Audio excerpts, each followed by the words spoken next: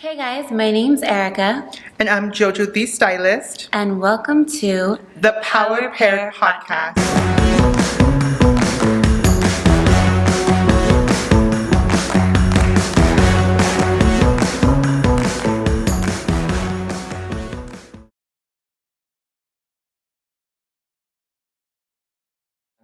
Yeah. Hey guys, Luis Alejandro Beauty here, and I'm going to be asking questions to the host of the Power Pair Podcast. And I'm going to be asking all the juicy questions that I know you want to know. Perfect. Okay, so Erica, first question is for you. Everybody knows that you are the owner for Erica Somerville Med Spa, but what made you want to start in aesthetics? So I started in aesthetics back in 2012 by working at a plastic surgeon's, and I just fell in love with the industry. I think from the get-go, it was really amazing to see people come in and leave super happy. We were able to meet all their needs, and it just inspired me to do something more in that field. Now Jojo, now we all know that you're a hairstylist, but what made you want to become one? So it first started off as like a hustle, getting through high school, getting through livelihood after 2 years out of high school. And then after that became more a passion. And honestly, that's why we're here now. Erica, I'm going to ask you the $1 million question. Why did you name it Erica Somerville Med Spa? And in specific, Somerville. What does that mean? Actually, Somerville means beautiful body in Greek and French. It's perfect for our whole mind, body, soul theme that we have going on. And I just want everybody to know when they walk into our doors, we're always going to make them feel like they have a beautiful body. Now, Jojo, why did you name your salon Belleza de Oro? What is the significance of it? So the reason why I named Belleza de Oro is because I love making women feel beautiful, and especially when, getting their extensions done, their hair color, anything that can be done with their hair, styling, hair cutting, and they see themselves and they feel great and empowered. And then I have an obsession with gold, so It totally does. yes, I love gold. Gold It's everywhere. And so that's where Belleza de Oro came from. Now, this is a question for both of you guys. Why did you all decide to start a podcast? To help other business owners. Yeah. Right?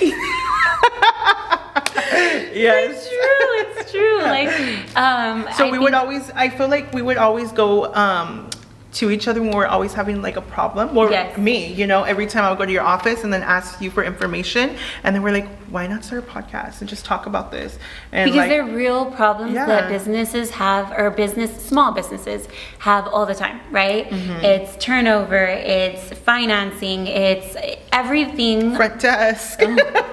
etiquette, everything that we want to showcase in our place of business. And we can only imagine that you guys are going through the same thing, so why not collaborate and create Help out other business owners. Yeah. Yes, a platform where eventually you guys can ask us other questions on how we did it, and then it can flow into maybe something that will help you out. So I have another question for both of you guys. I feel like social media, we always get to see the highs, but what are some of the lows that have happened to you guys, both personal and business-wise, and how did you guys get out of that? Oh, that's a good question. It is. Unless for me, I feel like learning my finances, like how, because I was always on my own, and then learning to, hire different but like hiring different employees for different systems in the salon, and how they come into play, and getting to work on like their hourly pay, their commission, all that other stuff. So definitely that's something that, I had to learn. Yeah. For me, it was when I went through my divorce. And I say that because we were together for so many years, we were not legally married. But when I had that separation and I had just built the new plaza, which obviously there's a huge note with that, and I had just hired like 13 girls, and I'm going through a divorce. I walked away with absolutely nothing because I didn't want to seem like it was for any kind of, the marriage was for any other benefit or financial reasons. Should I say that? But I mean, it's the truth. It's the truth, right? The divorce is over, girl. You can say whatever the hell you want. Yeah. So walked away with nothing. 2 weeks of clothes, and in my new, and a mattress. And I remember he was like, "You took the mattress." Like, oh my God, that's all I took. But slept in a condo with my kids on just a mattress. Like, we had no furniture for a while because I didn't want to tap into Somabel's account because I had all these new expenses. And then COVID hit and we separated during COVID, so I had no idea what was gonna happen or how I was gonna do it. And I think that's when I figured you make it work or you sink. I am not scared to be in the spa and do all the work myself. And I think that's and I know Jojo is like that too. Like, oh, hell yeah. You have to go and pick up somewhere. He's like, dude, I got you. And I think that's one of the things that a business owner, entrepreneur has to know. Like, it's always gonna be a hustle. And it taught me in that moment in time, either, you sink and float and you don't provide for your kids, or you do.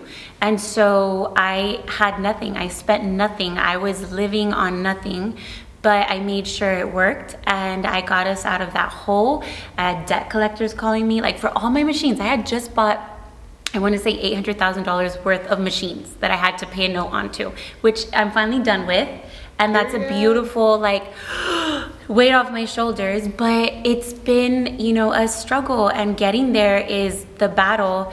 And either you have thick skin and you can do it, or you don't, But being put in those situations, I think having absolutely nothing and then having to figure out how to make it again, and going, I had sometimes $5,000 in my bank account, and that's like for building machines, the women that worked with me who I absolutely love, and then for me to live off of, that was nothing. That's nothing. The spa goes through like $60K a month, so having 5,000, you're in the red. And medical director payments and things like that. But that was definitely my biggest struggle, and I went to court a year later fighting for custody, and then did it again the following year. So for 3 years, it was like an up and down roller coaster. But I made it, and I'm so happy that now, like, I can talk to my ex and we don't want to kill each other. I don't think I ever wanted to kill him, but at least, like, it's not, murder, suicide, and I think you make it out of that water and you feel real good. What are your goals for 2026, both personal and business? Wow. That's a huge question. I feel like continue growing, and especially growing along your side and learning more about business and how to grow my team financially and social media wise, and But you have a really good one that you need to talk about, that we're gonna do together, but you need to talk about, because the reason is really awesome. Is it the beauty suite? Yes. So my goal 2026 is to build beauty suites to help out all my booth renters, to have a place to go after where they want to continue growing their brand and continue growing individually, just because I do see a big, future for them too as a business owner, salon owner. But yeah, definitely still having my back too along the way and helping them grow. And I absolutely love, like, when we're having conversation, you're like, I just want them to have room to grow. Like, yes, that's so important for me. I think because you've been there. Exactly. And I feel like that's so strong, because that's what we need as entrepreneurs and business owners in this area. The 956 has to grow their community. Like, we need to band together and help each other grow, because it's only going to elevate the RGV in total. You know what I mean? And I love that Jojo had that he was like, babe, we're gonna do this or what? I said, yeah, we're gonna do it. Let's do it. Let's move forward with it. I love it. I'm excited. Yes. Okay, so what do I have looking forward in 2026? I have so many things going on, but I can definitely say expansion's one. I've got several different businesses, so building a new plaza is another one, and I can't really release all the details about that, but I'm so excited. It's something that I've been working on for like the last quarter of last year, and it's something that I hope to finish by mid-quarter, like second quarter of this year, at least the start of it, right? But the project is going to take me a year. Huge. So we're really excited about that. And then our NP is going to move into our location, which is part of that whole expansion.